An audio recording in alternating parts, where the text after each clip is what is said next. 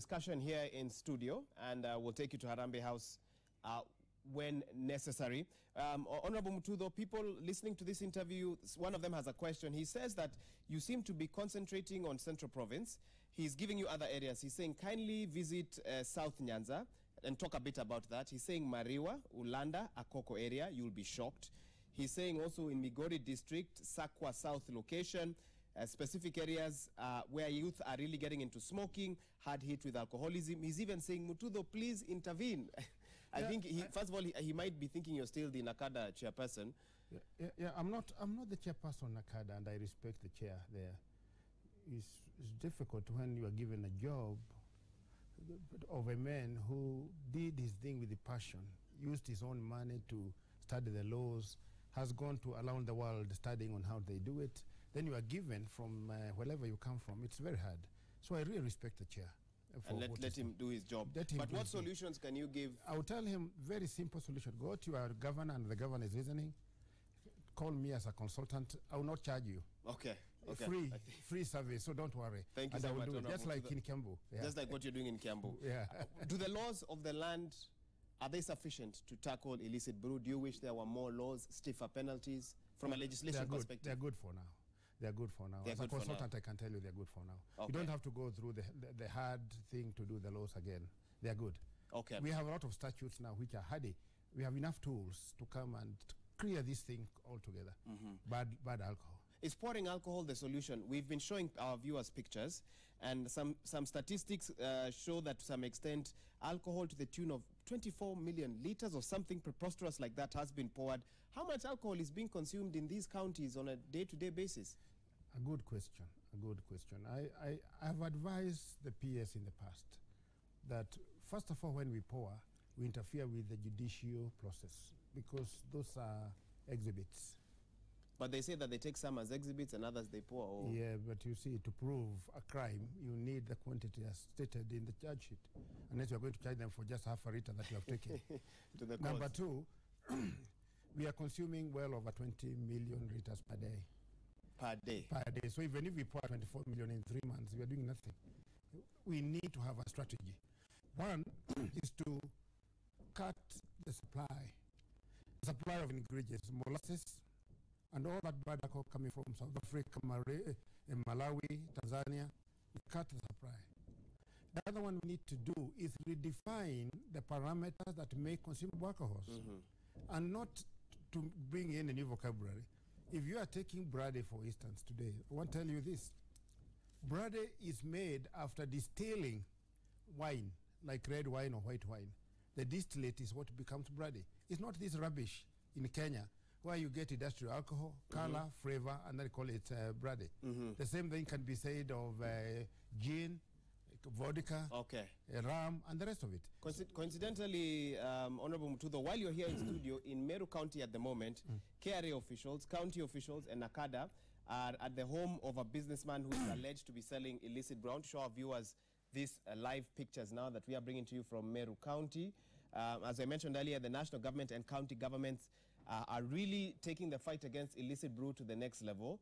And so we are not just seeing this now in Nyeri or in Kiambu. We're seeing this in Meru, and of course you've seen the messages as well. So we can see a lot of packaging of alcohol, in those boxes. And of course the packaging might look legitimate, but you said it doesn't matter even if the packaging looks legitimate. It's the question of whether the drink in the bottles is legitimate. If it's met the criteria or the requirements. Yes. Like I've seen here, you are showing. Okay, what have you seen? I've seen London Distillers.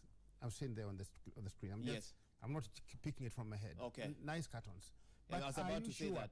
Are you sure what they are offering is what is defined by the law? If they're offering brandy, I'm yet to see any factory in Kenya which is manufacturing brandy. So it doesn't matter whether it's coming from East African breweries or Keroche or these people. It doesn't matter. The officers there in Meru should be encouraged to arrest and let these guys confirm and show proof that what is contained in these bottles is actually what is also branded. And that's what you expect to see in this in this location today. During Mau Mau, there was something on a light touch. when Kikuyus were fighting the white man, they said, what does they're that all mean white. in English? They're all white, okay. Yeah, they're all white. Me, I would tell them it's the same. They're all white. When you go, officers, and kudos to those the team in Meru, when you go there, it does not matter whether it's written press. How do you know whether it's not coming from Kariobangi Right Industries? The labels are deceiving. Let them cooperate. Show that by parameters, this is pure brandy, this is jeans, this is vodka.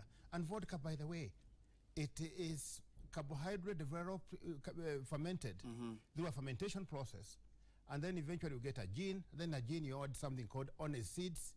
Honey seeds come from Europe. Then you get a vodka. Let anybody in Kenya show me where they are doing this. Okay. Before you come to pack your vodka. Honorable Mtuto, you've been doing this for a long time. A very long time. Is the war against illicit brew, is it possible to completely eradicate illicit brew? Or do you sometimes feel like, you take one step forward, you move 2 steps back? That in 2018, we are here in studio still discussing this topic. No. We are winning the war because you see, this is chronic, and a chronic disease takes time. It's long term. It's long term. As long as we have the likes of Babayao as a governor, as long as we have our president Uhuru Muigai Kenyatta, we are winning. It would be a disaster if we had a president who does not support the cause, or governors who are preaching water and taking wine. For instance, in Nakuru, we used to have a senior official. I won't name him here. I don't want to bother you. I don't fear courts myself, but I don't want citizen to be... Thank you so much. And he's not here to defend himself. He is not here to defend himself. But there was a senior official. That's all I call him. He had 17 wines and spirits. Watu wa Nakuru wanaona, wanajua. 17 wines and spirit. So there's impunity in the fight, and the girlfriends and the concubines had another about 30. I can't name the person. So in such a case now, how would Mutudo be able to control alcohol in such an area? So with the Kiambu now, when we have a clear-minded governor, when we have a clear-minded president, when we have a clear-minded Matiang'i, when we have a clear team of national government and national government, it's possible to do it within that area. Let me read you a quote by the Interior PS Karanja Kibisho. He said that in some areas, primary schools do not have a nursery class because young men have lost their way. They are not marrying, they're not engaging in gainful activities, they are just drinking, and that's about it.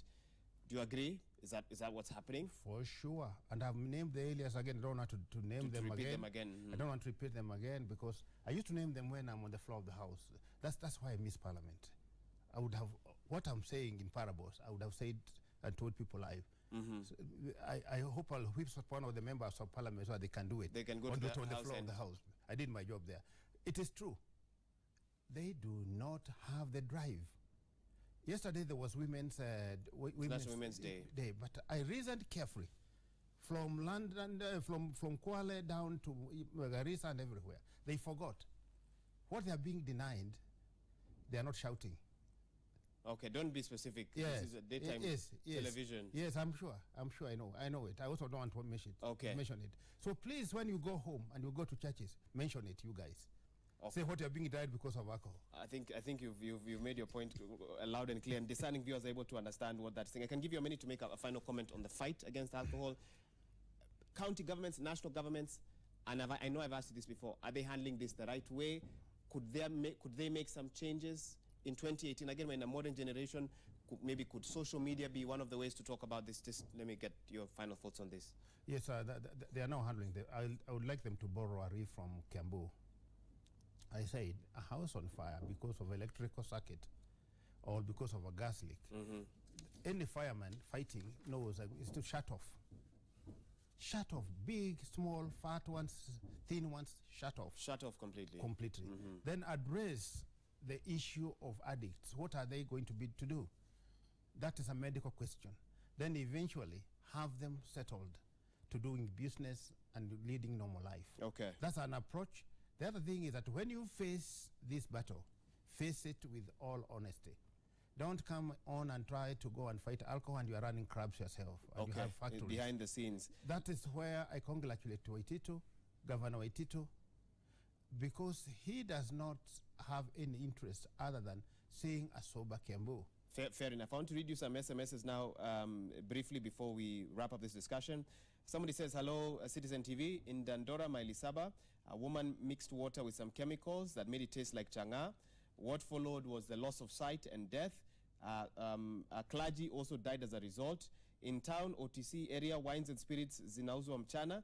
Kenya at large needs help, and they are saying they support what you're talking about. Thank you. Someone is asking, why do you limit hours for those selling legal bar, while those selling illegal beer can operate 24/7? And finally, someone in Roai, Githunguri, says, illicit brew is being sold here openly. Strangely, the police patrol don't seem to be doing anything. We're not seeing arrests. Residents have complained to police, but no action. I begin with the hours. The liver has 500 functions, your liver. This is a very serious point. Okay. 500 functions. Every time you take a beer or a full glass of whiskey or something like that, the liver stops to function for that 1 hour. For 1 hour? 1 hour it doesn't For every function. glass that so you the take. 500 functions, which you can Google and find out, don't work. Among them is the ability of the liver to absorb, to process nutrients to the body. So you find somebody who has been too much on changa and things like this, he is eroding himself. When he wants protein, he's cannibalizing his own body. Kama ni mama, matiti mnakwisha, miguu inakwisha.